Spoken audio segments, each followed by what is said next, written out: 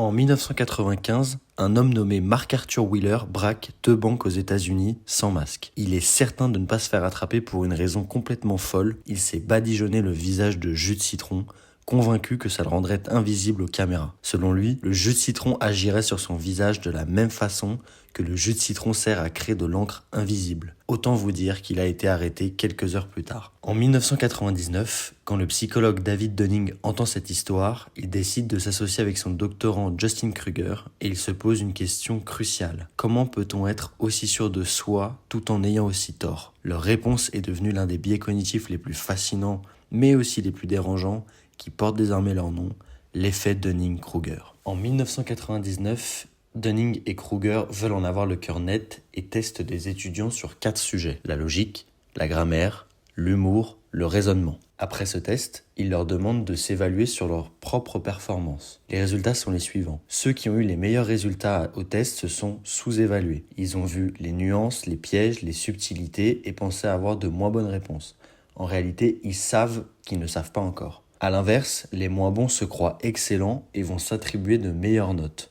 Ils pensent être au-dessus de la moyenne alors qu'ils sont souvent dans les 10 à 20% les plus faibles. Et en réalité, ce n'est pas de l'ego, c'est un manque de repères. Dunning appelle même ça la double peine, ils font plus d'erreurs et ils ne voient même pas qu'ils en font. Alors l'effet Dunning-Kruger concrètement, c'est quoi ? Les personnes les moins compétentes dans un domaine ont tendance à se croire très compétentes alors que les personnes compétentes ont tendance à se sous-estimer. Au début, quand on apprend quelque chose, tout semble simple. On n'a pas encore le recul nécessaire pour voir la complexité, les nuances, les pièges et surtout un paradoxe qui donne un peu mal à la tête se forme. Pour savoir qu'on ne sait pas, il faut déjà en savoir un peu. Les psychologues appellent ça un déficit de métacognition. Métacognition, c'est un terme un peu barbare pour désigner le fait de penser ses propres pensées. Quand tu manques de compétences, tu manques aussi des outils nécessaires pour reconnaître tes erreurs. C'est une sorte de miroir déformant. Plus t'es ignorant, plus ta perception de toi-même est fausse. Et je trouve ce point super important. L'effet Dunning-Kruger montre que si ton collègue t'agace à la machine à café sur un débat politique avec des arguments fallacieux ou qui semblent très sommaires, c'est pas de l'arrogance, c'est juste un problème d'ignorance involontaire. Et ce biais, tu peux le retrouver partout.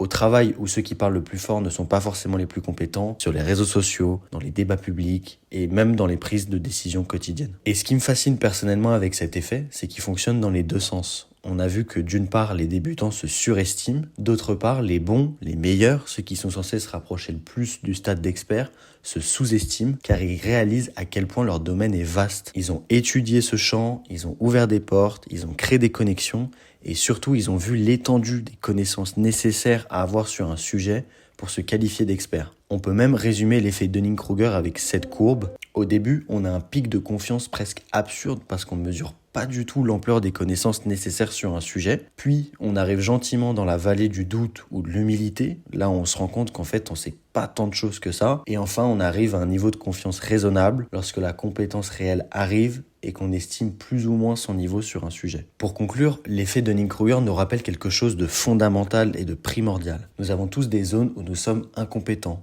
On a tous des angles morts. Et parfois, on ne sait même pas qu'ils existent. De mon point de vue, la vraie intelligence ne commence pas avec la certitude, mais avec la capacité à dire « Explique-moi, je peux me tromper, je ne sais pas encore ».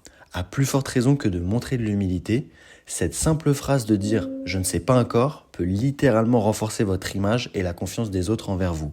Et j'en ai fait l'expérience personnelle. Après une présentation à un petit groupe de personnes sur la thématique de la création de contenu, j'ai pris quelques questions, dont une à laquelle j'ai simplement répondu. Je n'ai pas la compétence pour te répondre sur le sujet, mais je me renseignerai et je t'apporterai la réponse si je la trouve à notre prochaine rencontre. Ça peut paraître anodin, et ça l'était pour moi à ce moment-là, mais 2 personnes que je connaissais pas du tout avant cette présentation sont venues me voir à la fin pour souligner ce point et m'en féliciter. Dunning-Kruger nous invite à 2 choses. Demander du feedback, même quand c'est inconfortable, continuer d'apprendre, rester curieux et savoir se remettre en question pour réduire nos angles morts. Et tout ce concept rejoint l'une de mes phrases préférées qui a été prononcée par Socrate. Tout ce que je sais, c'est que je ne sais rien. J'ajouterais que l'humilité n'est pas un manque de confiance, c'est là le vrai début de la compétence.